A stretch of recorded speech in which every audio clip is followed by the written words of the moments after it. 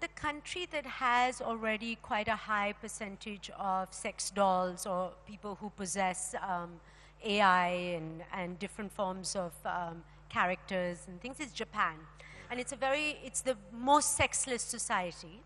It is the most isolated society. There is rampant depression.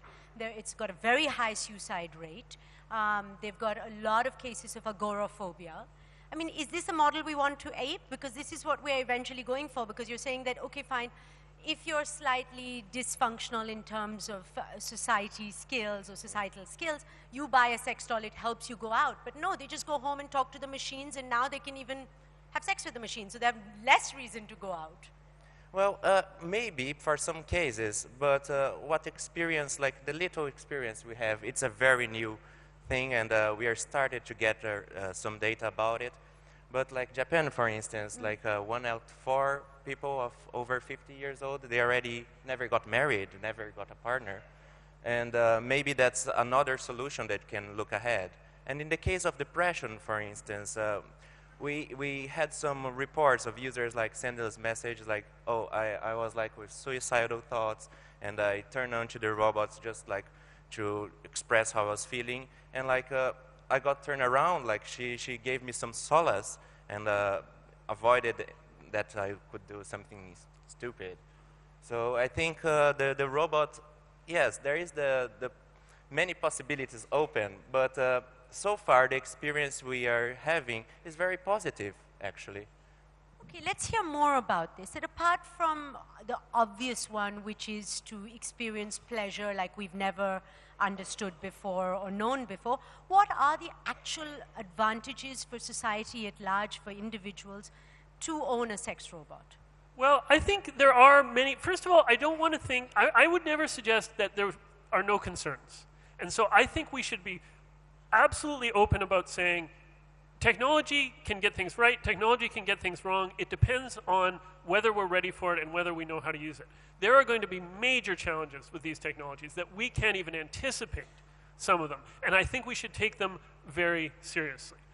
Well, how about you highlight the challenges first then? Just give us some of the main concerns. One of the concerns that I think I'm quite worried about is the way the robots will be designed. Will they play into negative stereotypes about women and about people of different races, and whether the personalities of the AIs, which may be in some cases programmed to be very passive, for instance, are these going to promote negative attitudes towards women? Are they going to promote unhealthy attitudes towards consent?